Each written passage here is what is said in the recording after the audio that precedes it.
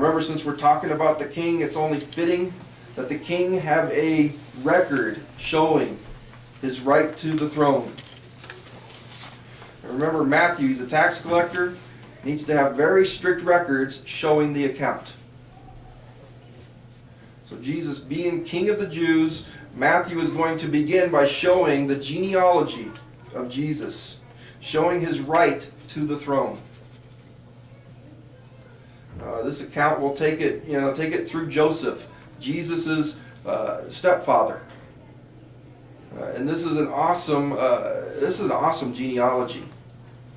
And you could probably spend days in this alone, but we won't do that since we are going to be short on time here. But it says here in verse 1, as we start this book, it says, "The book of the genealogy of Jesus Christ, the son of David, the son of Abraham." Okay, he shows that Jesus is connected to the Jewish people, not only racially, as he is connected to Abraham, but also regally through King David. Okay, Abraham is the father of the Jewish people. As we've seen in our study of the book of Genesis on Wednesday nights, remember that God told Abraham that all the world would be blessed through his seed. We see that this seed is singular, that being Jesus Christ. You see, gang, Jesus was a Jew, contrary to all the pictures that you see of him. He was not the white guy, nice-looking guy that you see. It tells us in the book of Isaiah, there was nothing about his appearance that would make you want to go after him. So Jesus was not styling.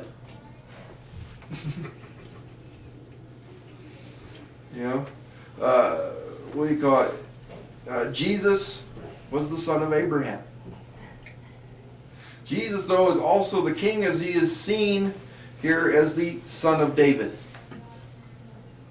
Okay. David, you see, was also given a promise, as he was not the one that was going to build the temple. He wasn't going to build the temple for the Lord. The Lord, though, through the prophet Nathan, sent a message to David that he wasn't going to be the one that would build the temple, would not build the house of the Lord, but that the Lord himself would build David a house. There are many times when the Lord tells us, no, I don't want you doing that. And we're going, but Lord, I want to do this for you. I want to bless you. The Lord says, no, I don't want you to do that. And we get that feeling of disappointment. And yet the Lord helps us in that time by giving us an even bigger and better promise. Something yet to come to comfort us in our disappointments. I've got something bigger and better for you. Don't mess with this. And you pray and you pray about it, and then you finally see that thing that the Lord was working on, and it's bigger than you expected. And you're going, wow. See, God would build a house for David. You see, the Jews knew that Messiah had to come from the seed of Abraham, and he needed to be the son of David. Jesus is the only one who can lay claim to this. Isaiah 53:8 says, "He was taken from prison and from judgment. And who will declare his generation?" You see, he is the only one that can make this claim. See, those Jews that were very interested in genealogies could look at this and see that Jesus was the only one who could prove this. In AD 70, when the Romans came in, they destroyed all the genealogical records. All of them destroyed. No one today can say without absolute authority that they are a son of David, except one, and that's Jesus. His is the only preserved genealogy in the entire world. And it's amazing. You know, no one else can make that claim except for him as the Messiah. See, a Jew would look at this and they're amazed that he can not only trace his genealogy back through David, but also all the way to Abraham. See, that was highly important to a Jew. Note there will be, and as you go through this genealogy, note that there is going to be 3 women that are going to be mentioned in this genealogy.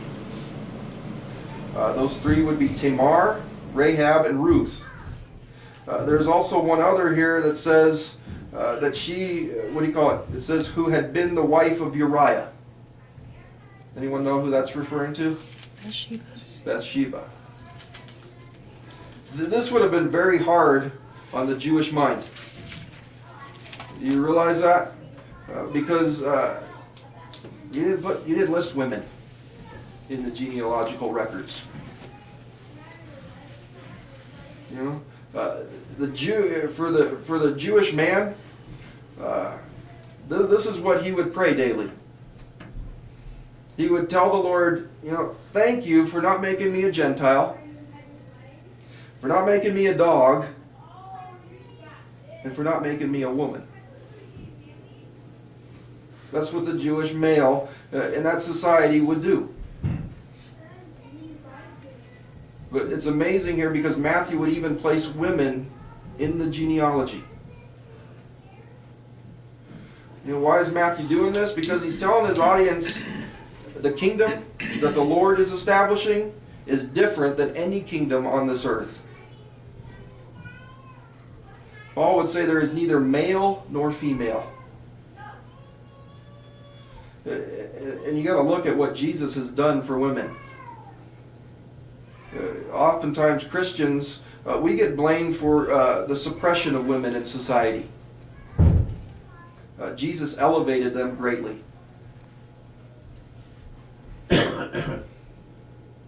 Not only would they be blown away by the mention of women in this genealogy, they're just blown away that the fact that they're even listed here. Tamar, she's mentioned. This woman who was married to Judah, the son of Judah's son. His name was sorry. And he had done wickedly before the Lord. And he was killed. The Lord took him out. In Deuteronomy, it was later recorded that the younger brother would then take the older brother's wife if something happened to him, and that he would have children for his brother. So it went to Onan, was the next one in line, and he took Tamar, but he wouldn't get her pregnant. He didn't want to have kids with her. Didn't want to pass on that and do that for his brother. And so guess what the Lord did to him? Struck him down. It makes you wonder, everybody wants to always go back and say, we need to have the power like we had back then. You don't realize, this is what the Lord did back then. So, he wouldn't get her pregnant, Lord struck him down. Judah then only had one son left. And he didn't want to give him away to her.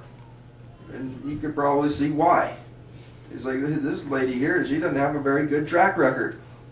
Every one of my sons that she's been with, they've been taken out. They've been killed.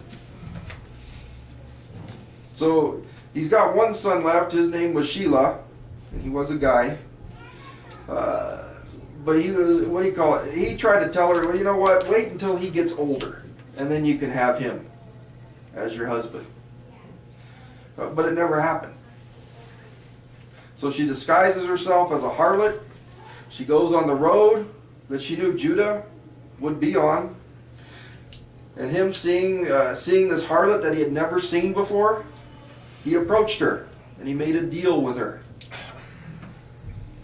But not having any money on him, he gave his ring, his rod, and his bracelet to her. And then they had sexual relations. You know? And not knowing who she was, a few months later, guess what happens? One realizes Tamar is pregnant. You know? And Judah, they bring her to Judah, and he wanted to burn her. And she comes up and tells him, well, I got some news for you.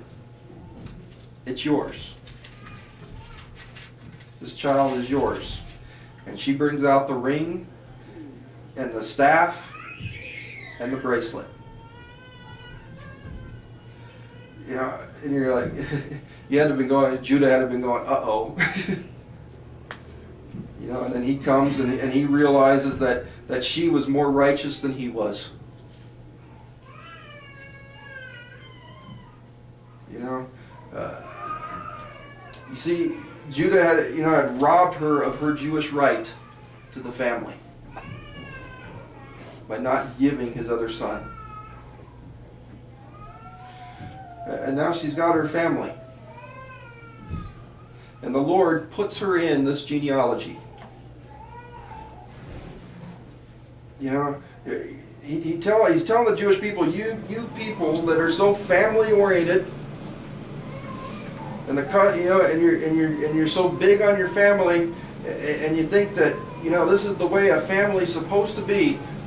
Let me put this in the genealogy. Kind of shows them where they really are. Then there's Rahab. Anyone know who Rahab was? What was her trade? Yeah, she was a prostitute. And that hits, you see, this the Jewish culture, big on sexual purity. Let me show you about your sexual purity. As he shows them in this genealogy here. And then there's Ruth. Who was Ruth? Yeah, she was a Gentile. She was a Moabitess. Another thing that the Jews were very big on was racial purity. You know, don't let anything in that's going to mess up our racial lines. We need to stay pure. You see, they said that if you touched a Gentile, then you would be defiled. You would have to go home and burn your clothes, take a bath, and wash up. Don't even accidentally touch a Gentile. And now these people that are looking at this genealogy of Jesus, you see they've been touched by a Gentile. Because she's recorded. A woman from Moab. And lastly, they're proud of their King David. Then they see, it says here, David the king begot Solomon by her who had been the wife of Uriah. See how the Holy Spirit is already getting to the Jews? In the very first part of the book, in the genealogy. I'm going to use these women in this genealogy, and not just any woman, but all of these women. Each one of them a little different. A little bit different story. See, through Matthew, the Lord is saying, I'm doing a new thing. And that His kingdom is not the nation of Israel, but the kingdom of heaven. It's bigger than that. The Lord is making all things new. Don't ever say the Lord can't use me because I've sinned greatly. The next time you have that temptation, read through this genealogy. Take a minute and read through it. Don't ever say, the Lord can't use me because I've sinned greatly, because I've messed up my family. I've messed up in purity. I've touched wrong things. I've done the unthinkable. How can the Lord use me? He will use you